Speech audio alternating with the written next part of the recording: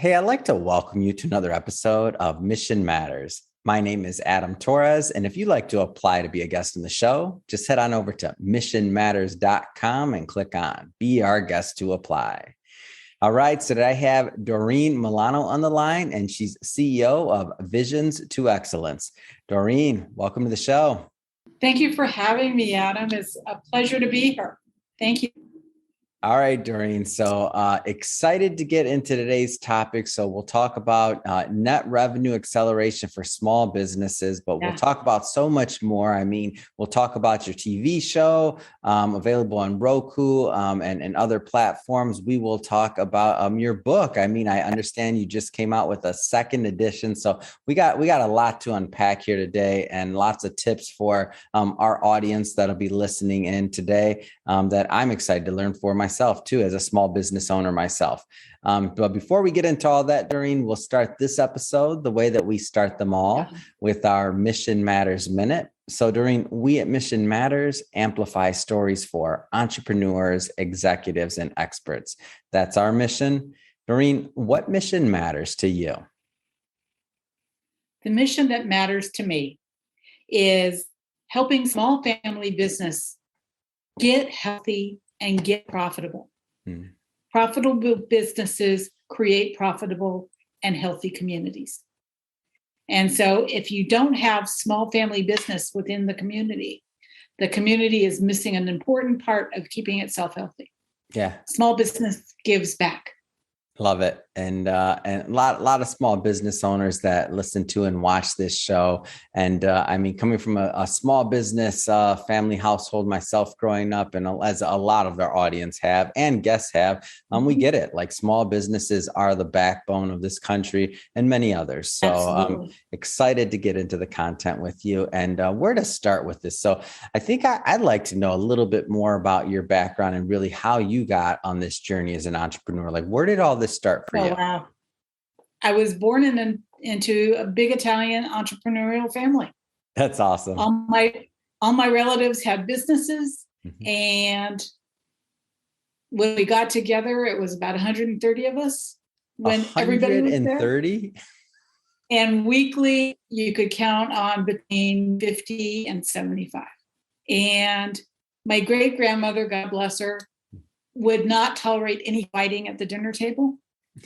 So we couldn't talk about sports. We couldn't talk about any politics, anything that had any controversy in it at all. We could not talk about. So we talked about business. And it was the topic of the conversation for as long as I can remember. You know, how the kids were doing, how they were growing up, what they needed, and business. And those were the topics that we talked about. And so I grew up with a very deep understanding of how business works. And by the time I was 18, I ran about 3 of my father's corporations until the time that he decided to liquidate. And he liquidated, and I went on into the automotive industry, where I did a variety of things because I didn't know exactly what I wanted to do. I ended up being really, really, really good at helping businesses ferret out what their problems were and getting them profitable. So I did that for a career. And I worked in small businesses. Then I moved up to medium-sized businesses, and I stopped doing that work when I got done with corporate America and doing enterprise level projects. What was it and like? There was a lot that I learned along the way. I want to take a step back here just for a moment. What was it like growing up in that big of an entrepreneur? I mean, I feel like you grew up in an incubator. Like childhood was kind of an incubator. That's what it felt like. For businesses. Like one of my uncles was the president of the Pacific Stock Exchange for a time. I had my grandfather was a builder and a cement contractor. My grandmother ran all the properties that they owned and motels. My great grandmother had hot houses. My one of my uncles was a civil engineer. Everybody, I had another uncle that was a butcher. everybody had these businesses. Yeah.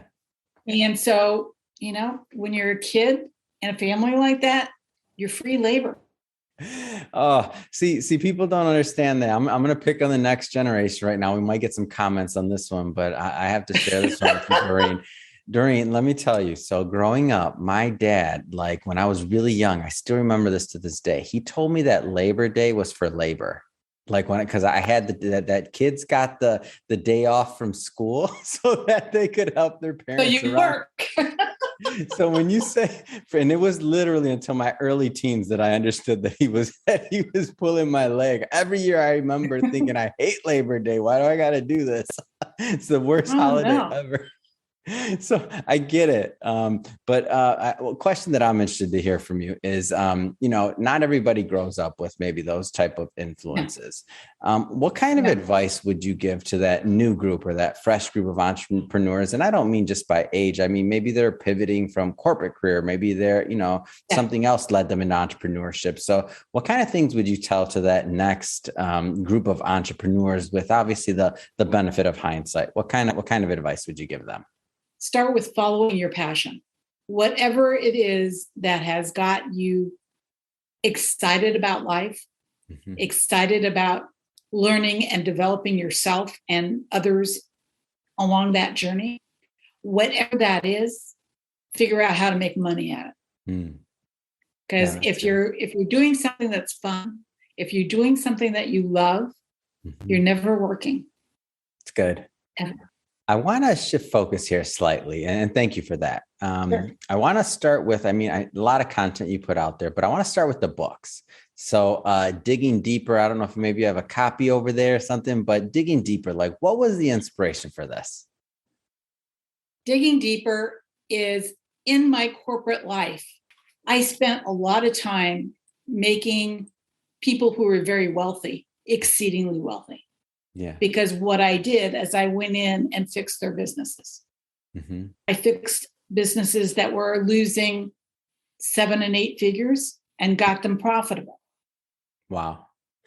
And doing that work, figuring out what was broken in the business, what the people aspect of what was broken in the business, what the prospect side of it, the process side of it that was broken. Understanding how those all fit together, understanding where money gets stuck when you have broken pieces of your business. And so when I start putting all these pieces together, how to find lost money in your business, what made a lot of sense to me. Because if the systems and processes were correct in the businesses that were broken, if they had clean communication cycles, if they understood what they needed to do, they would have never been broken. Right. They got broken because people got lazy. People took their eye off the ball. People did not account for all the pieces that were going sideways. It's important to really watch where your money is and where the leakage is. So this book just goes through about not even a half a dozen strategies on where you have money that you're not even recognizing is valuable money to you. I need an example. Throw it out there. You got to give us an example from here. Okay. Can't leave us on that cliffhanger because everybody knows about the 80-20 rule, right? Everybody knows about the 80-20 rule. I'm letting you know right now that 20% of your revenue comes from, let me flip that around. 20% of what you do every day creates 80% of your revenue.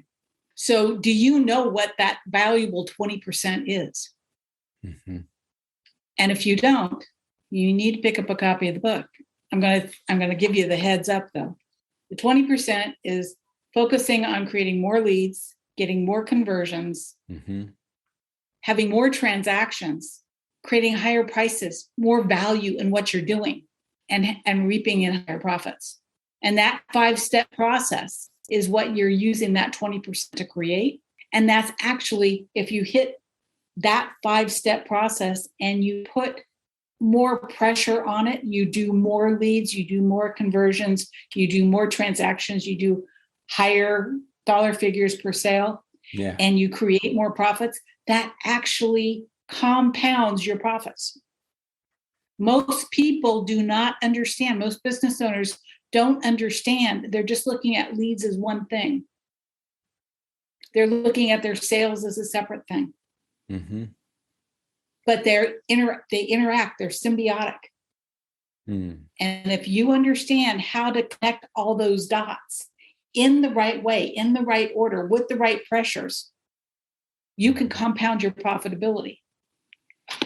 And it doesn't matter how big you are. You can still have that be your net reaction. And so you decided to add to the book, and now you've recently come out with a second edition. I mean, tell us a little bit about that.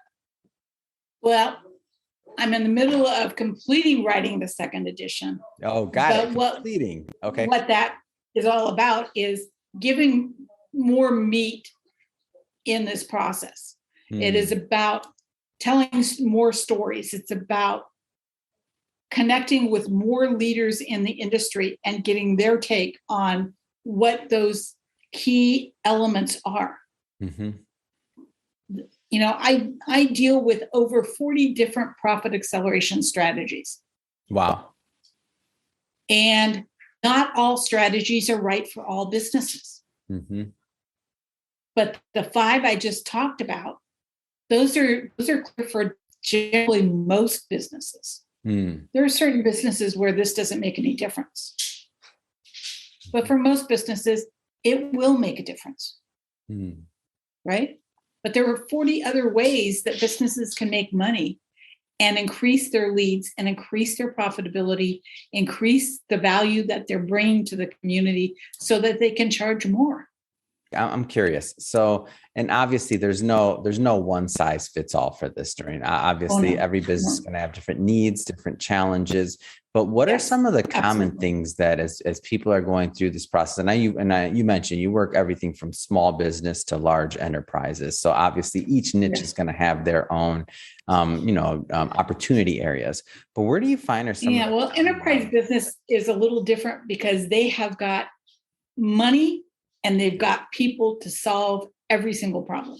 Mm-hmm. They have the ability to throw people and throw money at it, resources, mm-hmm. right? Yeah. But they're very slow to move and change. Mm-hmm. Small and mid-market businesses move a lot quicker. Mm-hmm. They're a lot more adaptable. They're a lot more nimble. Yeah. Because they don't have all the layers of bureaucracy that is required for an enterprise level company to operate. Mm-hmm. So I choose to play with small and mid-market businesses because they have that ability to maneuver, change, and facilitate what they need to do more quickly than larger companies do. Yeah. It's like trying to turn a tanker. So where do you find that some of these companies kind of go wrong when it comes to this idea of revenue acceleration? Like, what are some of those opportunity areas? And I know you deal with over 40 strategies, and I want people to pick up the book, and we're definitely going to give you a chance to leave some information here for the types of companies that would make sense to reach out to you. But like, what are some of those common pain points? The biggest one I run into is mindset. Mm. Closed mindset where they've decided it doesn't apply to them, it doesn't apply to their company, and they don't have the ability to look beyond what their current circumstance is. Wow. I'm kind of surprised to hear you say that because I know you've worked with a lot of companies. So really it can be that specific. Yeah. It can be that specific. Wow. It is mindset, it is attitude. And if they don't really want to change, if they don't really want to try something new, if they don't really want to move the business to where they dreamed it should be, they hit their safe spot. And when you hit your safe spot, a lot of times it's really difficult to move beyond that safe spot. Mm. We're making just enough. Yeah. It's not too much, everybody's sort of happy. We're paying our employees okay. And I call that mediocrity. Is it like complacency, do you think? Or because it's still hard work. I mean, I don't care what the business is. Well, it's hard all to run hard work. It's just, what's the payoff for the hard work? Right? Mm-hmm. So when you don't have a growth mindset and you don't have that drive to keep moving it forward. And I run into a lot of companies where they're tired. The CEO's tired. They don't want to do this anymore. It's too much of a grind. It's hard work and they're not getting the results they want to get. Yeah. And it's just hard. And they feel like they're done. Right? So then we start working on, well, how are we really delegating work? How are we working together and creating collaboration so it's not all on your shoulders? Yeah. How are you showing up as a leader? How are you really embodying how this company needs to go? Because if you're not leading, I'm going to guarantee your employees aren't leading. Yeah. Your workforce isn't taking up the banner necessarily. So the biggest problem that I see is not in the implementation as much as it is in the implementation. What's going on between the ears is the biggest problem. Oh man. So we don't outgrow that, even as businesses grow. No, it still comes down to the vision. It still comes down to the plan. It still comes down to, in this case, I thought you were going to go an execution route. I would not have expected that answer. So it still comes down to the vision. Execution starts here. Yeah. And if you can't see it, if you can't feel it, if it doesn't mean anything to you, execution is never going to happen. Yeah. Well, when you say it like that, Doreen, I get it. Why would I, as a consultant and a coach, have your staff jump through all the hoops that you're not willing to jump through? Of course. Absolutely. Nobody can care about your business more than you do. If I show up and I care more about your business than you do, we've got a problem. Yep. Totally. So I help business owners understand where their priorities need to be first. Before we start with this is execution. But if we don't have the right mindset, if we do not see things as possible, we cannot get everybody on board pulling the train in the same direction. Right? Yeah. Healthy businesses are a collaboration. They're not one person. It's never one person. It is a team that pulls a business together and makes it healthy. Somebody's got to lead the team. I can lead for a while, but the business owner needs to step up and be that leader that takes over. Totally it is so vital. Totally agree with you. And I know my audience is watching this right now and listening to this, and they're thinking like, where can they get more of Doreen's content? Where do they get more of these words of wisdom and just to hear you speak? And outside of speaking and other things that you're involved with, I mean, your TV show, Big Ideas, Small Business TV with Doreen Milano. I know you can find it on Roku and Rumble, among other places. I mean, how did this all come about? I think it's really cool. Oh, wow. Well, the whole TV show came about because COVID happened. And I lost a high percentage of my client base because they were not prepared for COVID. Now, my clients that I've worked with for, 3 or 4 years already had their war chests put together. They were prepared for anything. Yeah. And so they were able to sail through COVID and everything's been fine. But for the companies that I was working with that didn't have the time to build that war chest and have that whole profit center mentality put together and operational, they had a much harder time. And I lost a lot of my clients because of what happened during that period.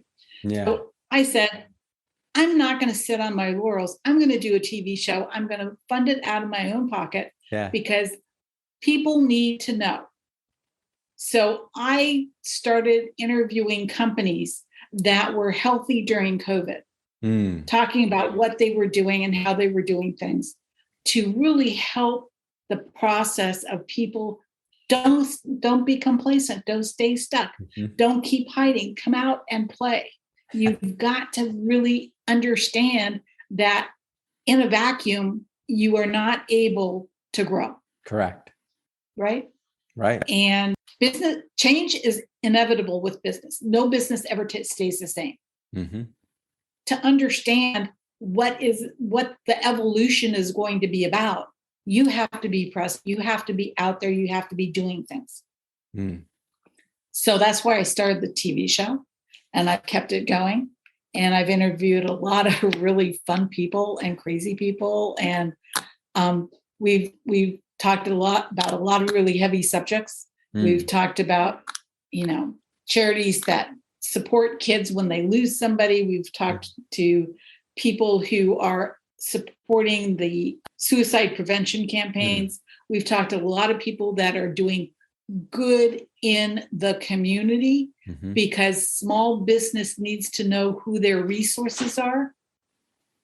Small businesses are run by families. Families have issues. They have, there are mental health issues in families. There's drug addiction. There's, abuse cases. There's, first responders in these families that are having to deal with this emotional baggage. And where do you go to get rid of it?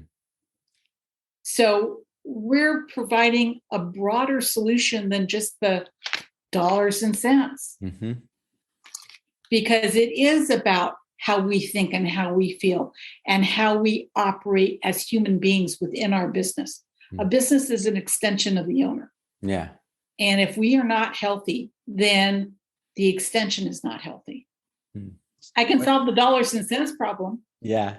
But we've got to have resources, other people that are going to handle the other problems. And so I want to pause here for a moment. And I know you mentioned this, but I do want to circle back to it. So visions to excellence. Let's talk a little bit more about the business. Because again, at the end of this, I'll give you opportunity to leave contact information, things like that. But I want to make sure that the right types of individuals and organizations do connect and follow up. So maybe tell us a little bit more about the company. So I founded the company in 2010. And it was either absolutely brilliant or the most crazy, stupid thing I ever did. But I walked away from a very high paying corporate gig. And I said, okay, I'm done doing this. I don't agree with the philosophies. It is against how I feel and how I think. I am not going to play this game anymore. And I walked away. Wow. And when I chose to do that, it was in California in the middle of the last big economic crisis. And unemployment in California was like 46%. And I walked away from a very high paying job to start Visions to Excellence. Wow. Because what I saw was people were starting to hang a shingle because they couldn't find a job and they couldn't get work and they still needed to pay their mortgage. So they were opening businesses and taking all of their money that they had available and throwing it in marketing without understanding who they're marketing to, what their product was, what the value proposition was, or what the goal was. So they were spending money to spend money and not connecting the dots. And I said, I've got a skill set because this is what I've been doing to stop that and help that company make a difference. And so that's what I did. What did people say during this time? Like your support system, your family, entrepreneurs that were around you? I mean, because whenever somebody walks away from a high paying corporate job and decides to become an entrepreneur, I feel like they all of a sudden become like, wait, what's going on? I know that's how it was for myself when I left my corporate job and started in media. I mean, what was it like? Like, what was that around you? Like, what were people saying? Because it's not easy. And I asked you that question, by the way, because there's some people watching. Not easy. It is difficult. Yeah. And what I did was I joined networking groups. I joined other types of groups that were going to help me with lead generation. Were going to help me figure out some other things, because I came from corporate America. I always had a team that did all of that. Yeah. Now I'm on my own. I don't have a team.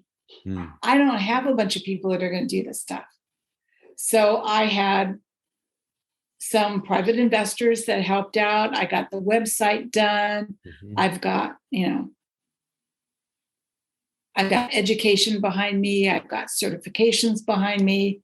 I've got all these things that are part of, what I've been able to accomplish. But I had investors, I had family, I had friends, and I used my internal network and my external network to really make it work. What a great story. It's never just one person. It's never just one person. Yeah. It is the team. Couldn't agree more. Absolutely. And so we have to really recognize that whether it's a construction company, a bookkeeping company, whatever it is never just that one individual. It's the team, it's the family, it's the friends, it is the investors, it is, whoever it is that is supporting that individual. They need to get recognized. And those companies have every right to get the right information so that they can make money, so they can be profitable. Every business has a right to be profitable. Yeah. It's great. So important.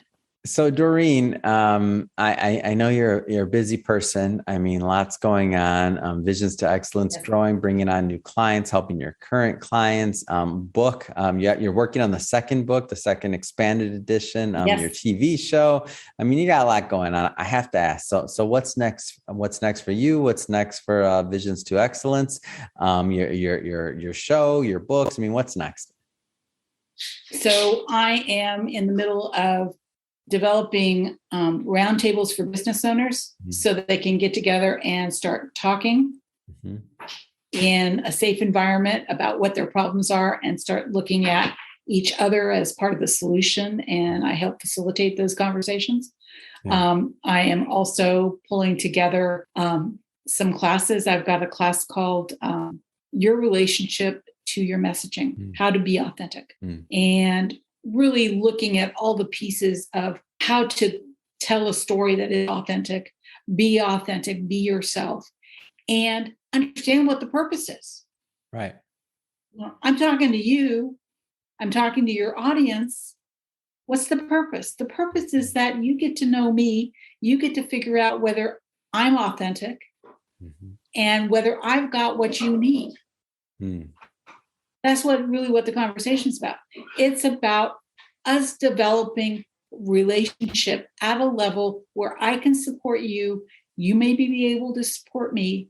And we are doing this as a community. We are not islands that are alone unless we choose to be. And that's not where you make money. You make money when you got a bunch of people together, they're supporting you, you're supporting them. And that whole mechanism becomes a family. And it's an important piece of how business used to work here in the United States. And we've gotten far, far from it with all the technology and the computers and the algorithms and all these other things. Adam, I met you online. I never met you in person.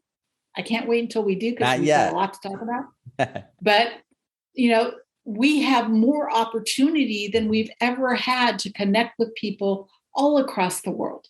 Yeah. And if we're not venturing outside of our hub, if we're not bringing a broader sense of community to those around us, what are we really doing? Why are we here? I believe we are here to support one another, bring our individual genius, make it available to more people around the world, and to really support each other in our endeavors, whatever it is, whether it's art or music or ballet or business. I'm business, right? Yeah. It doesn't matter. If I want to sail around the world, there's a community out there for me that is going to support me in sailing around the world. Mm-hmm. But if I'm not going out and seeking that community, if I'm not going out and asking those questions, I'm never going to find who that community is or whether or not I fit in. Mm. It's well said, Doreen. Well said and inspiring. I mean, when I think about what's taken place and just how connected we are, as you mentioned, so we're not, we've never met in person, but we're still connected. And when I think about the honor I have in all of the business owners and entrepreneurs and executives that I have the privilege to interview, and just like with your show, and you get to interview other entrepreneurs and experts and get their story. I mean, it's just so amazing the way that we can all share and build and kind of support each other. So that's a big part of what Mission Matters was created originally to do, and what we try to execute on day in and day out. So that being said, Doreen, I know there are some individuals watching and listening to this that would like to connect and to learn more about what you're up to. What's the best way for business owners and entrepreneurs to reach out and to learn more about working with you and your team? Well, you can get the book at V2E Academy.com. Mm-hmm. You can get to my website at v2e.biz. And there you've got a little bio about me. You've got some information about business culture, which is one of the key factors in a business that will allow it to make money or lose money. So we've got some information about that. I've got an offer for many people. Mm-hmm. Once we connect, the ability for us to sit down and really have a conversation about your business at no charge, to figure out what it is that you really need to understand about your business. And then we can talk about what solutions I have available for you. Yeah. All right. So email is Doreen@visionstoexcellence.com. Mm-hmm. All spelled out. It's wonderful.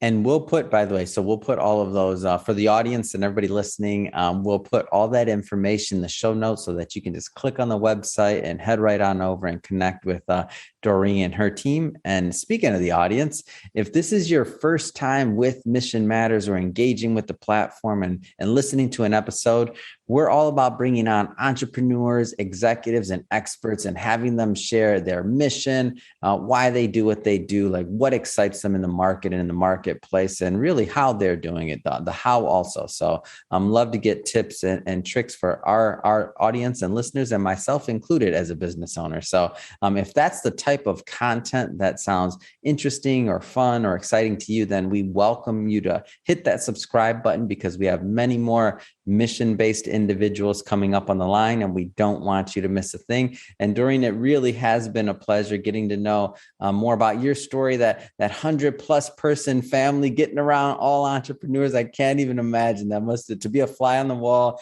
of those family gatherings. I mean, thank you for sharing your story. It was crazy. And your expertise. It was crazy. So thanks again for coming on the show, Doreen. It really has been a pleasure. Thank you so much, Adam. It's been an absolute pleasure. I can't wait to find an opportunity to meet you in person and sit down and have a really great conversation. Awesome.